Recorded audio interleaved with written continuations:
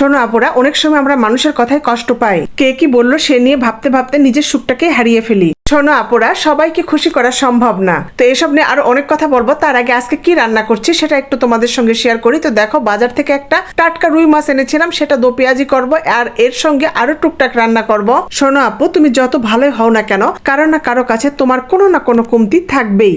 আমরা সবাই কম বেশি চাই মানুষ আমাদেরকে ভালো বলুক, ভালোবাসুক, কিন্তু আপুরা একটা কথা মনে রেখো, কখনো নিজের শান্তি হারিয়ে এইসব কিছু চাইবে না। শোনো বোনেরা, জীবনটা অনেক ছোট, তাই যারা তোমাকে ভালোবাসে তাদের মূল্য দাও, আর যারা তোমাকে অযথা কথা বলে কষ্ট দেয় এমন কথাগুলো বাতাসের মতো উড়িয়ে দিতে শিখো। আর এদিকে রান্না করতে করতে দেখো ঝুম বৃষ্টি হচ্ছে, বাইরে রাস্তাঘাট কিরকম বৃষ্টিতে ভিজে গেছে, ভালোই লাগছে কিন্তু এরকম বৃষ্টি মুখর দিনে রান্না করতে। কেউ তোমার প্রশংসা করবে, কেউ সমালোচনা করবে, কেউ তোমার ভালো সময়ে পাশে থাকবে, আবার কেউ তোমার খারাপ সময়ে দূরে সরে যাবে। কিন্তু আপুরা, নিজের প্রতি বিশ্বাস হারালে চলবে না।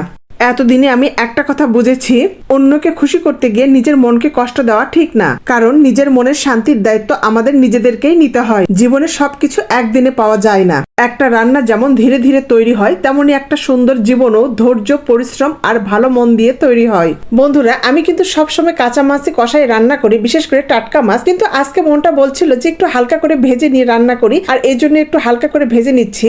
তোমরা কে কিভাবে রান্না করো সেটা একটু কমেন্টে জানাও।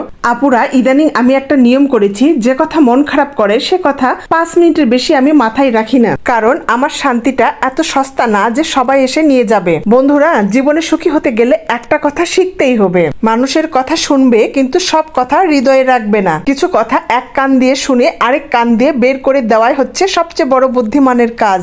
মনে রাখবে, তোমার নিজের মুখের হাসিটা যদি তোমার নিজের কাছে ভালো লাগে, তাহলে এটা হচ্ছে সবচেয়ে বড় সফলতা। দেখো বন্ধুরা, কথা বলতে বলতে আমার কিন্তু রান্নাবাড়ি সব শেষ, এখন খাবারের পালা। আর এই যে দই দেখছো, এটা কিন্তু বগুড়ার দই, বিখ্যাত।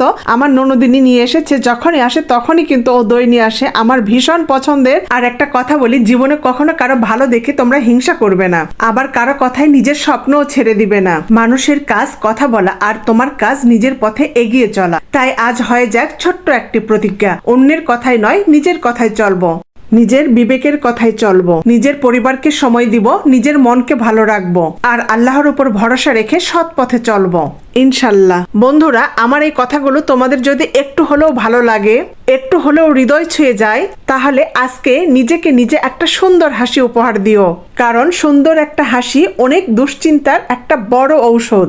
আল্লাহ তোমাদের সবাইকে সুস্থ রাখুন, শান্তিতে রাখুন। বন্ধুরা, আমার এই ভিডিওটি যদি তোমাদের কাছে একটু হলেও ভালো লেগে থাকে, একটু হলেও হৃদয় ছুঁয়ে যায়, তাহলে অবশ্যই একটা লাইক, কমেন্ট, শেয়ার করো, তাহলে আমি উৎসাহ পাবো নতুন নতুন আরো সুন্দর সুন্দর ভিডিও বানানোর।